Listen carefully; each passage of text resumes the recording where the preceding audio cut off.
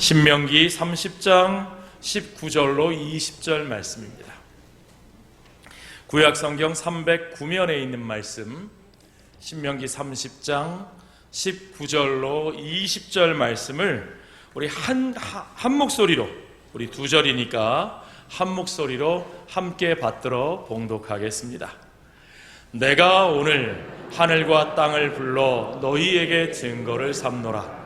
내가 생명과 사망과 복과 저주를 내 앞에 두었은즉 너와 내 자손이 살기 위하여 생명을 택하고 내 하나님 여호와를 사랑하고 그의 말씀을 청종하며 또 그를 의지하라. 그는 내 생명이시요 내 장수이시니 여호와께서 내 조상 아브라함과 이삭과 야곱에게 주리라고 맹세하신 땅에 내가 거주하리라. 아멘. 오늘은 여러분과 시 한 편을 나누면서 말씀을 시작하려고 합니다. 이성복이라는 시인의 그렇게 소중했던가 라는 제목의 시입니다. 아주 정겨운 이야기니까 한번 들어보십시오. 이성복, 그렇게 소중했던가. 버스가 지리산 휴게소에서 10분간 쉴 때 흘러간 뽕짝 들으며 가판대 잡지나 뒤적이다가 자판기 커피 뽑아 한 모금 마시는데 버스가 떠나고 있었다. 종이컵 커피가 출렁거려 볼에 데인 듯 뜨거워도 한사코 버스를 세워야겠다는 생각밖에 없었다. 가쁜 숨 몰아쉬며 자리에 앉으니 회청색 여름 양복은 온통 커피 얼룩, 화끈거리는 손등 손바닥으로 쓸며 바닥에 남은 커피 입안에 털어 넣었다. 그렇게 소중했던가? 그냥 두고 올 생각 왜 못했던가? 꿈 깨기 전에는 꿈이 삶이고 삶 깨기 전에는 삶은 꿈이다. 어떻게 여러분도 이런 경험이 있으십니까? 금요일날 우리 장로님들하고 포항 영덕 올라가는데 중간에 고속도로 휴게소 들려서 저희도 커피 한 잔씩 나누면서 교제를 나눴더니 동행하신 장로님 한 분이 목사님, 저는 여기 휴게소에 오면 이 옛날에 이런 좋은 커피 안 사 마시고 자동 판매기 100원짜리 넣고 뽑아 먹었습니다. 그러시더라고요. 여러분들도 자판기 커피 좋아하셨습니까? 예. 한국 휴게소 참 좋더라고요.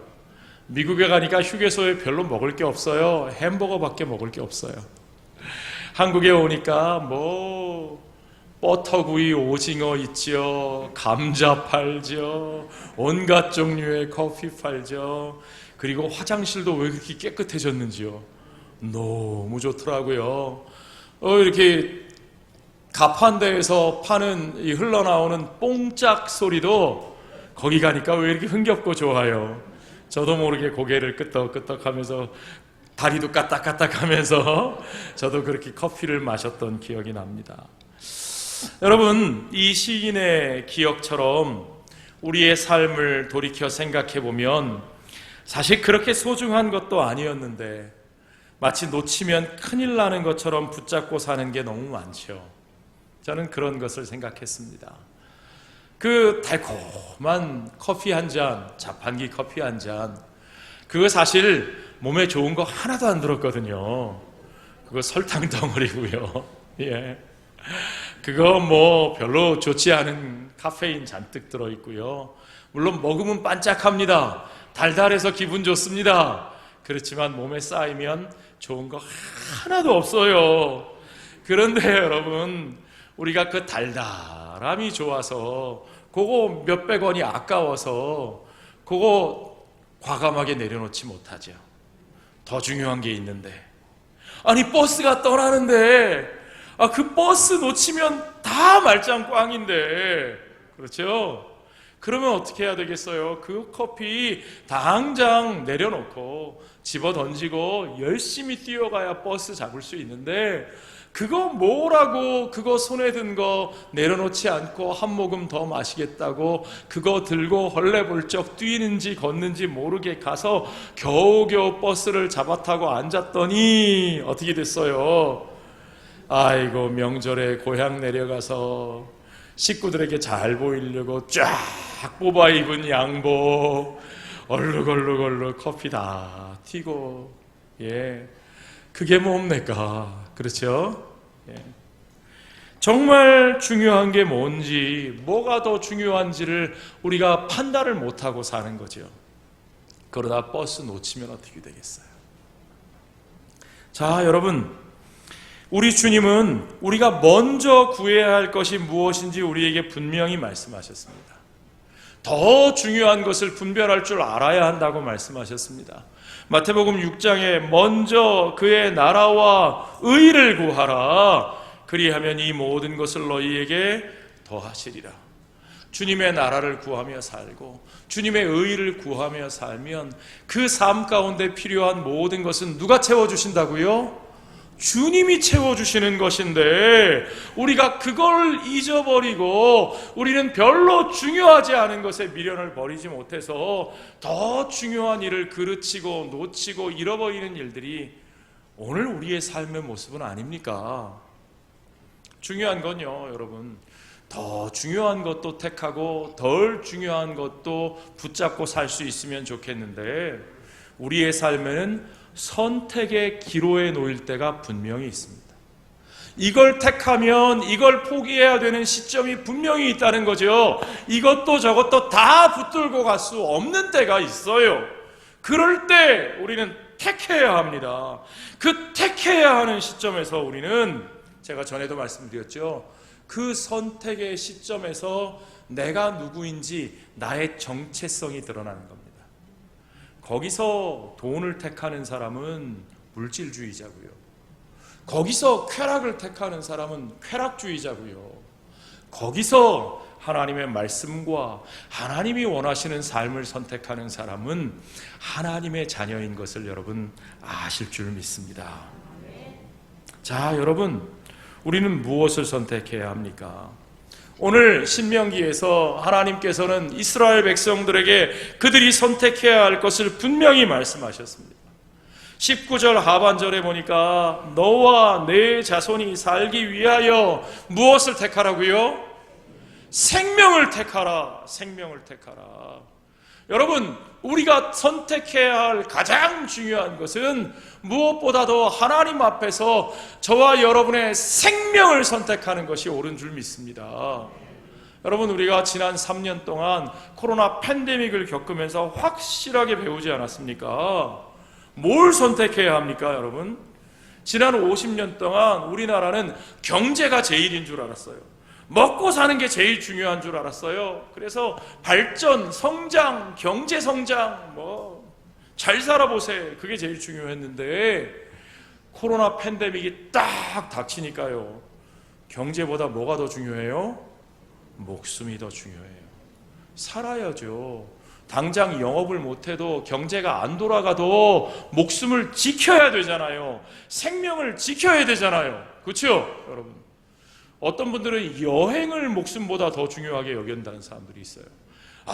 나는 여행 안 다니고 못 살아. 그래서 돈 벌면 다 여행 다니는 데만 쓰는 사람들도 있더라고요.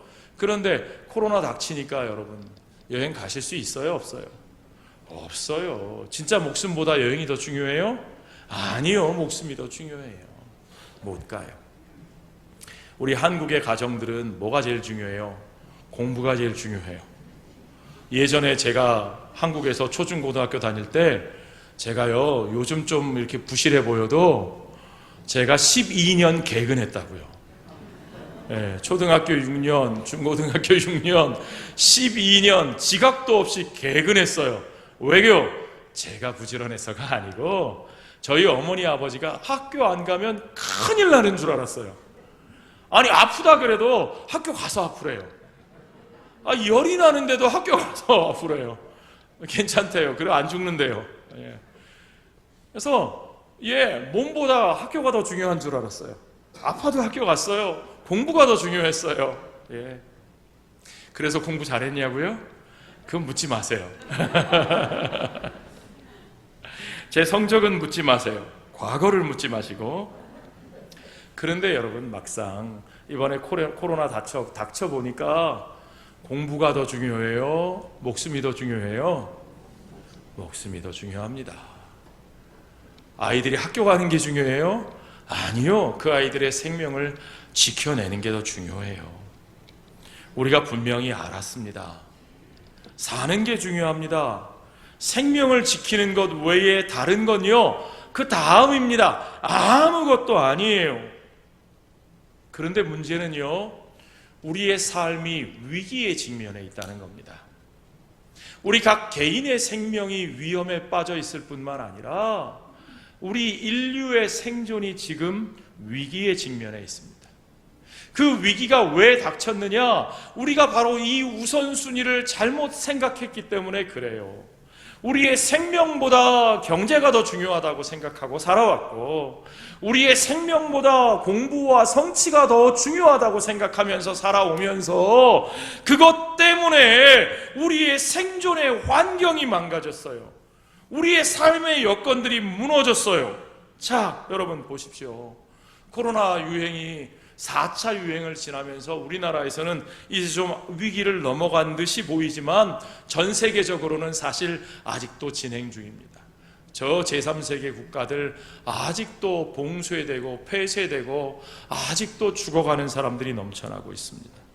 사실은 이번이 지나간다 하더라도 앞으로 이런 신종 전염병이 또 어떻게 만들어져서 또 어떻게 유행할지 아무도 예측을 못합니다. 생각해 보세요, 여러분.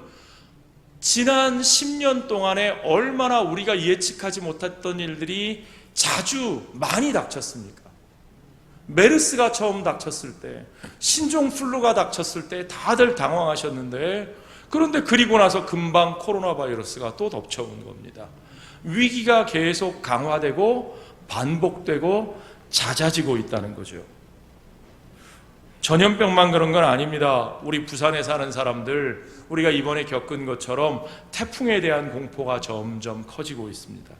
갈수록 위력을 더해갑니다. 자연재해가 우리나라만 그런 게 아니라 전 세계적으로 걷잡을 수 없이 자연재해가 심해지고 있습니다. 그 모든 게 다 지구온난화 때문이죠. 탄소 배출이 많아지고 지구온난화가 심해지고 바닷물이 더워지면서 열대성 폭풍이 갈수록 강해지는데 그 열대성 폭풍이 온대지방까지 올라오지 못하도록 막아주던 북극의 제트 기류가 약해지면서 이것들이 그냥 걷잡을 수 없이 밀고 올라오는 거죠. 보니까 저 동해까지 올라가요. 전에는 대개 한반도에 큰 영향을 미치기 전에 일본 쪽으로 빠져나가는 것이 대부분이었는데 거기서 약화되고 말았는데 이제는 한반도를 통과해서 동해까지 올라갑니다. 지구가 병들었습니다. 누구 탓입니까? 우리 탓이죠. 우리들 책임입니다. 우리들의 삶이 우선순위를 바로 알지 못하고 이 모든 것들이 우리 스스로가 자초한 결과라는 거죠. 우리가 생명보다 돈을 더 중요하게 여기고 우리가 하나님이 살라 하시는 방식이 아니라 우리의 욕망을 정말 무한히 채우기 위해서 그저 경쟁, 그저 효율, 그것만을 추구하면서 사실 우리가 살아가는 자연 환경이라는 건 스스로가 회복력을 가지고 있고 자정 능력을 가지고 있도록 하나님이 그렇게 만드셨는데요. 그 시스템이 감당을 못하도록 우리가 선을 넘어선 거예요. 그 능력이 무너져 내린 겁니다. 상실한 거예요. 그러니까 그 결과는 우리가 감당할 수 없는 일로 우리들에게 닥쳐오고 있다는 사실이죠. 마치 휴게소에서 달달한 커피 한 잔 기분 좋게 즐기고 있다가 그러다가 버스가 떠나는 걸 보고서야 그제서야 아차 늦었구나 하고 그때서야 화들짝 놀라면서도 그 손에 들고 있던 것 내려놓고 가야 할 방향으로 뛰어가지 못하고 돌아서지 못하고 여전히 그거 들고 우왕좌왕하고 있는 모습이 오늘 우리들의 모습일지 모른다는 것을 저는 시인의 시를 통해서 느낄 수 있었습니다. 여러분, 이제라도 우리는 우리 손에 붙들고 있던 것, 계속 붙들고 살 수 없는 것, 붙들고 있어도 우리에게 하나도 유익하지 않은 것, 그것들을 과감하게 내려놓을 수 있어야 합니다. 더 중요한 것을 잡아야 합니다. 잘못된 길로부터 돌아서야 합니다. 그 길이 뭐냐? 그게 바로 주님이 말씀하신 대로 생명을 선택하는 삶인 것을 여러분 믿으시기 바랍니다. 우리 하나님께서 이 말씀을 누구에게 들려주셨느냐?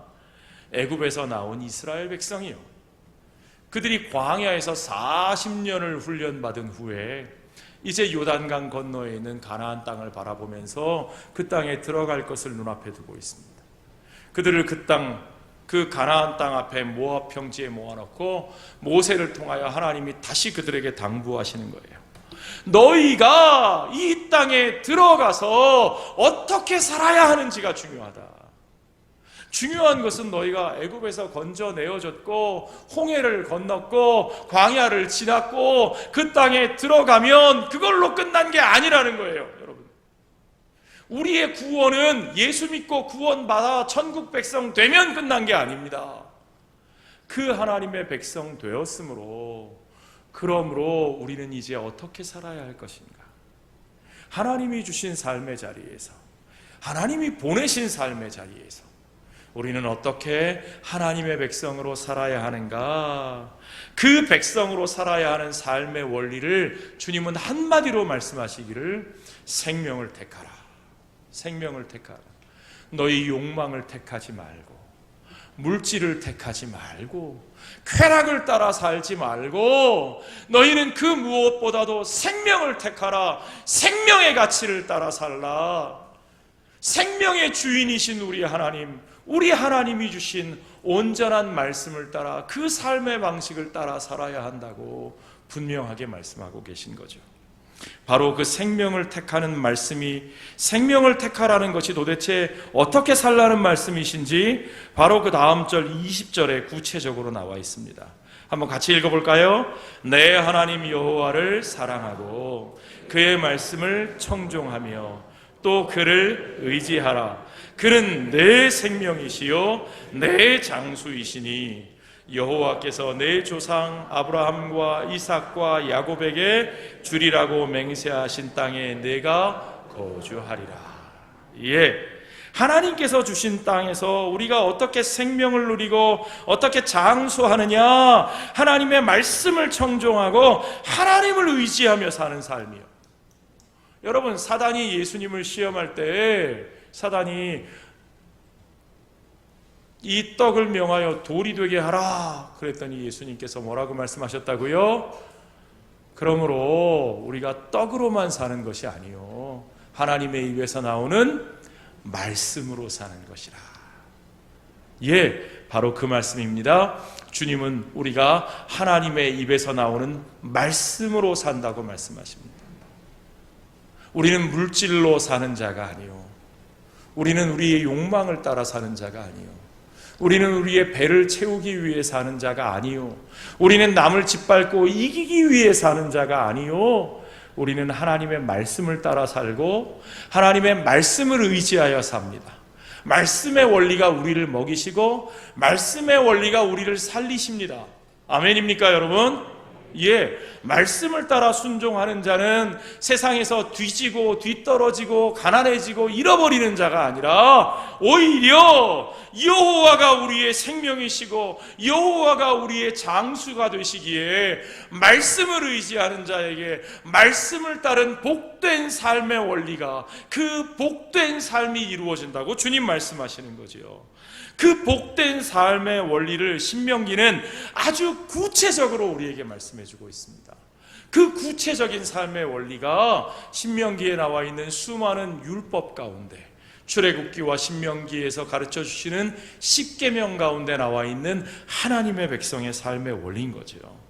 그 원리를 한마디로 말씀드리면 이렇습니다. 너희가 땅을 학대하지 말고, 땅을 착취하지 말고, 너희가 내 이웃을 학대하지 말고 이웃을 착취하지 말고 모든 피조물들을 돌보며 그들 가운데 하나님의 평화, 여호와의 샬롬을 이루며 사는 공동체가 되라는 것이죠.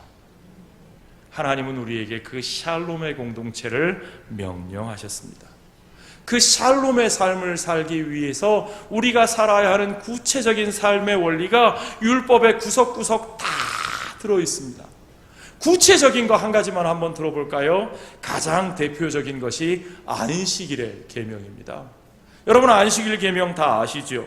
한번 신명기 5장 15절 말씀 보시죠.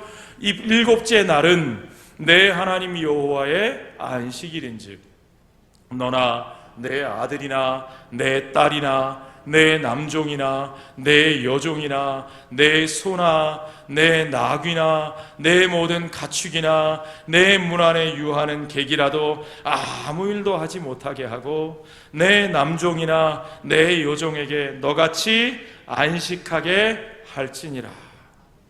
아멘입니까, 여러분? 안식일의 규정은 뭐라고 말씀하고 계십니까? 너희가 나를 믿는 자들이니까 내게 예배만 잘 드리면 내가 너희들 잘 되게 축복해 줄게. 너는 안식일 잘 지키고 하나님, 그러면 남들은 일주일에 7일 일하고 나는 6일 일하니까 제가 손해인데요. 아유 너는 와서 예배 드리고 니네 집 일꾼은 일 시키면 되잖아. 그러셨나요? 아니요.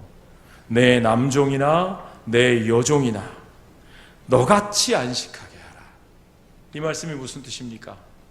너같이 안식하게 하라는 말은 그들도 너와 같이 쉬면서 누구를 예배해요?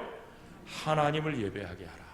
이 말씀은 그들도 하나님을 예배하는 하나님의 형상이라는 것을 기억하게 하시는 말씀입니다. 고대에 종들을 사람으로 쳤을까요? 안 쳤을까요?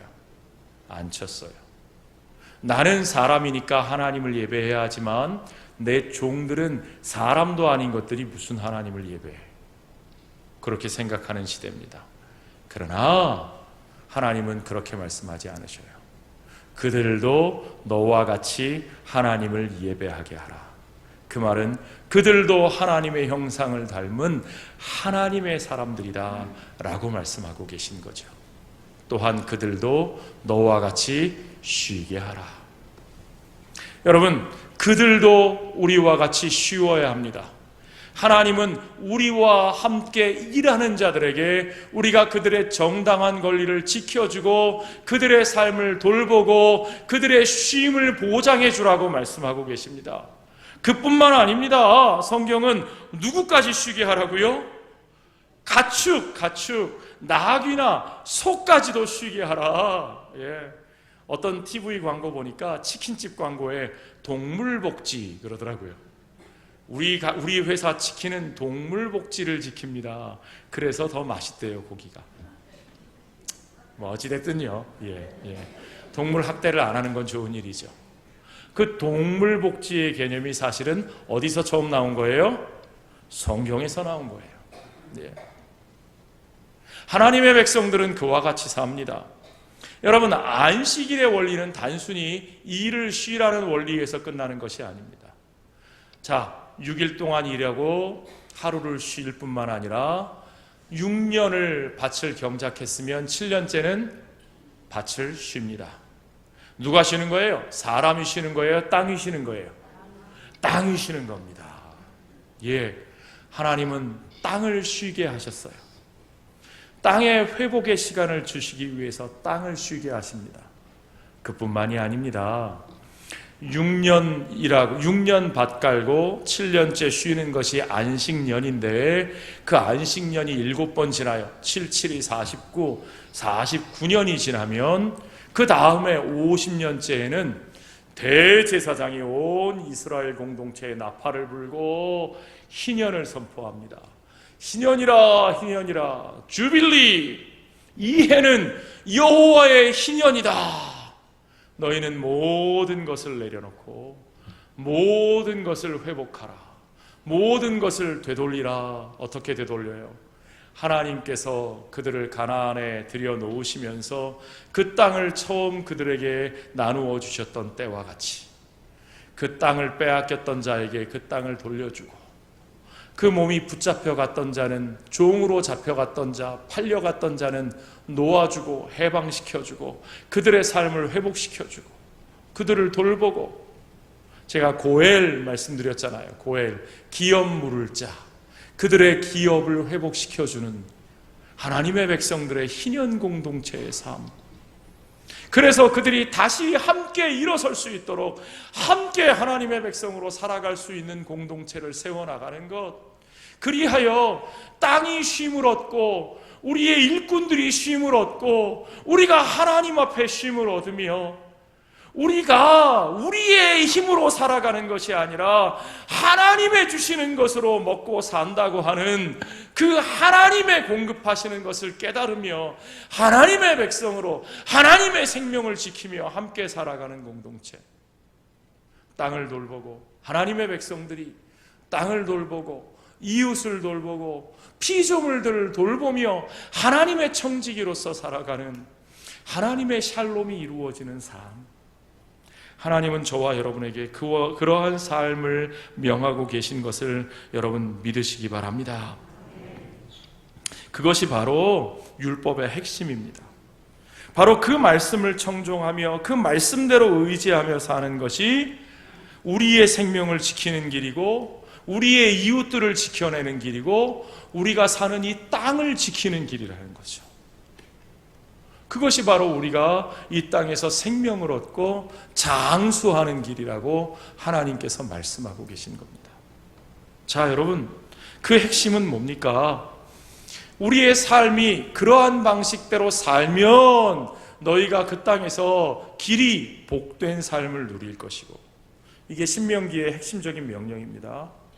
너희가 그 말씀을 순종하지 아니하고 너희가 그곳에서 쫓겨났던 가나안 족속들처럼 풍요와 다산을 섬기고 번영만을 추구하고 욕망을 추구하고 약한 자를 짓밟고, 그래서 그렇게 자기 욕망으로 자기 죄악을 따라 사는 그런 세상을 만든다면 그 땅이 너희를 어떻게 하리라고요? 토해내리라 그랬어요. 땅이 너희를 토해내리라. 하나님께서 너희를 그 땅에서 쫓아내리라 말씀하셨어요. 한마디로 말하면 그 삶이 지속 가능하지 못하다는 얘기죠, 여러분. 우리의 삶이 과연 지속 가능한 삶인가? 우리가 이렇게 계속 살아도 되는가? 이런 방식으로 계속 살아도 우리가 우리 자녀들, 우리 자손들, 다음 세대까지, 미래까지 우리가 계속 살아갈 수 있는가? 여러분, 그럴 수 있습니까? 지금 우리가 이렇게 계속 살아가도 되나요? 우리는 거기에 대해서 반문하지 않을 수 없는 상황에 놓여 있는 거죠. 그 지속 가능한 삶을 회복하는 것이 사실은 하나님 나라 복음의 핵심입니다. 예수님께서 들려주신 하나님 나라의 비유를 생각해 보세요. 여러분, 누가복음 12장에 나오는 어리석은 부자의 이야기 뭐예요? 열심히 일했어요. 열심히 거뒀어요. 창고에 가득 쌓아놨어요. 그리고는 평안하라, 즐기자. 계속 그럴 수 있어요? 그날 밤에 어리석은 자여, 내 영혼을 거두어 가면 네가 거둬놓은 그 모든 것들이 누구의 것이 되겠느냐? 네가 그걸 계속 누리며 살 수 없다. 그렇게 계속 살 수 없다는 거죠. 누가복음 15장에 우리가 아는 탕자의 비유가 나옵니다. 탕자는 아버지가 나중에 물려주실 것까지 미리 땡겨다가, 그렇죠? 나중에 생길 거 미리 땡겨다가 그 땅을 팔아 챙겨서 그 땅을 팔았다는 게 중요해요. 아버지가 주신 땅, 하나님이 주신 땅을 팔아치웠어요. 그리고 가서 마음껏 써버립니다. 탕진했죠. 그리고 그가 어떻게 됩니까? 이방인들의 집에서 돼지 먹는 쥐엄 열매도 배불리 먹지 못해 결국에는 줄이고 굶주려 아버지께로 돌아오는, 지속 가능하지 않은 삶. 너희가 사는 방식은 너희의 미래를 땡겨다가 탕진하며 허비해버리는 계속 살 수 없는 삶이라고, 너희가 그렇게 살 수 없다고. 그러니 이제는 아버지께로 돌아오라고 주님이 말씀하고 계신 거 아닙니까? 마태복음 7장에 보면 예수님께서 모래 위에 집을 짓는 자들의 어리석음을 경고하고 계십니다. 당장은 쉽죠. 당장은 얼마나 보기 번듯합니까? 모래 위에 지으니까 지을 때 터파기도 쉽고, 옆에 물이 많으니까 공사하기도 쉽고, 살 때 물 얻기도 쉬울지 모르겠습니다. 여러 가지 빠르고 편리하고 쉽습니다. 그러나 비가 오고 바람이 불면 무너져 내릴 수밖에 없는 거죠. 언제 무너져 내릴지 모르는 그 허망한 기초에 대해서 주님은 분명히 경고하고 계십니다. 여러분, 오늘 우리의 삶은 어떻습니까? 우리는 얼마나 든든한 삶을 세워왔습니까? 지금 우리가 살던 방식대로 계속 살면 어떻게 됩니까? 여러분, 우리는 굉장히 선진국이 됐다고 말하고 굉장히 우리가 성공했다고 말하는데, 밖에서 보는 우리나라의 모습은 위태하기 짝이 없습니다. OECD의 전문가들이 우리나라를 뭐라고 평가하느냐면요, 노인과 젊은이가 살기 어려운 나라다, 그렇게 표현합니다. 전 세계 어떤 선진국에서도 대한민국만큼 노인과 젊은이들이 불안한 나라가 없다는 거예요. 왜요? 노인들은 평생 집 한 채 장만하시려고 먹을 거 안 입고 쓸 거 안 쓰고 놀 것도 안 노시고 모으고 아껴서 아파트 한 채 사셨어요. 그 아파트 값이 오를 때는 대단히 성공한 것 같습니다. 내 인생 성공한 것 같았어요. 그러나 이제 노년에 어떻게 됩니까? 가진 게 아파트 한 채밖에 아무것도 없는 거죠.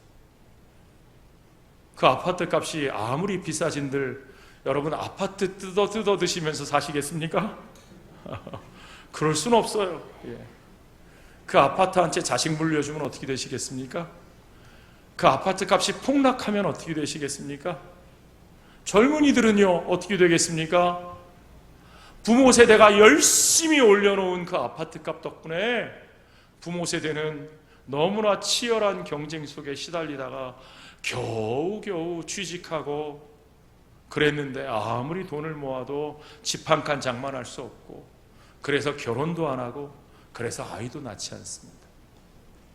어떤 전문가가 그렇게 표현했습니다. 대한민국은 집단 자살로 향하고 있는 사회다. 왜요? 결혼도 안 하고 아이도 안 낳고 인구가 점점 주니까.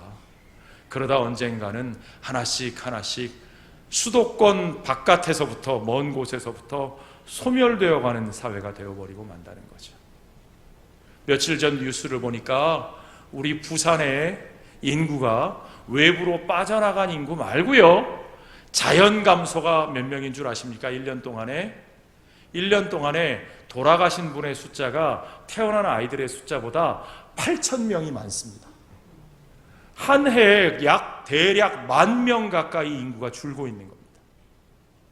나중에 어떻게 될까요? 이 숫자는 기하급수적으로 늘어납니다. 왜 우리는 더 많이 벌고 더 많은 것을 얻은 것 같은데 사람들은 더 못 살겠다 그러고 점점 더 인구는 줄어드는 세상이 됐을까요? 우리는 과연 올바른 길을 걸어온 겁니까? 속도와 경쟁 위주의 삶이 아니라 이제는 연약한 이들을 돌보는 세상이 되어야 됩니다. 경쟁에 뒤처진 자들은 버리는 세상이 아니라 그들의 손을 붙잡고 그들에게 다시 기회를 줄 수 있는 세상이 되어야 합니다. 각자 알아서 각자 도생하는 세상이 아니라 그리스도 안에 있는 자들은 이 사회가 공동체성을 회복할 수 있도록, 우리가 함께 살아가는 세상이 될 수 있도록 우리의 삶을 바꾸어 나가는 것이 무엇보다 중요합니다. 자, 여러분, 우리가 그런 삶을 살기 위해서는 하나님의 백성다운 삶의 원리를 회복해야 합니다. 무엇보다도 이 땅에 대한, 이웃들에 대한, 피조물에 대한 우리의 책임의식을 회복할 수 있어야 합니다. 여러분, 우리가 거기에 대한 책임의식을 왜 잃어버렸느냐? 사실은요, 우리가 성경적 세계관을 오해하면서 많은 것들이 비롯되었다고 봅니다. 우리가 온전한 성경적 세계관을 회복하는 것이 중요합니다. 우리가 예전에 성경적 세계관 그러면 아주 단순화시켜서 이렇게 말했습니다. 창조, 타락, 구속. 하나님이 세상을 창조하셨습니다. 하나님이 창조하신 세상은 하나님이 보시기에 좋았는데 인간이 범죄하여 인간이 타락함으로 말미암아 세상이 저주 아래 놓이게 되었습니다. 그런데 하나님께서는 그러한 범죄한 인간을 버리지 아니하시고 그의 아들 예수 그리스도를 이 땅에 보내주셔서 그를 믿는 자들에게 구원의 은혜를 베풀어 주셔서 예수 그리스도를 믿는 우리들은 이제 이 타락한 세상을 떠나 천국에 가는 하나님의 백성이 되었습니다. 아멘? 예, 아멘이죠. 그렇습니다. 아멘입니다. 우리가 누구나 믿고 잘 아는 복음입니다. 그러나 문제는 여기서 끝나면 안 된다는 거죠. 이게 전부가 아니라는 겁니다. 우리가 하나님이 창조하셨고 타락했는데 구속하셨다. 우리는 천국 간다. 끝! 시면 그러면 성경은 여러분 구약 성경과 복음서만 있으면 돼요. 우리가 예수님 믿고 예수님이 우리를 위해서 피 흘리시고 죽으시고 부활하셨다. 우리가 예수님 믿으면 된다. 거기서 끝나면 돼요. 성경은 거기서 끝나지 않아요. 신약 성경은 거기서부터 시작이에요. 부활하신 예수님께서 하늘로 올라가시면서 우리를 어디로 보내셨어요? 이 땅으로 보내셨습니다. 우리를 천국으로 데려가신 게 아니라 하늘로 데려가신 게 아니라 그의 제자들을 이 땅에 보내셨습니다. 이 땅에 그의 몸된 교회를 세우셨습니다. 그 말은 뭐예요? 이 땅에서 우리가 할 일이 있다는 거예요. 왜요? 하나님이 이 땅을 포기하지 않으셨기 때문입니다. 하나님은 그가 창조하신 세상을 포기하지 않으셨습니다.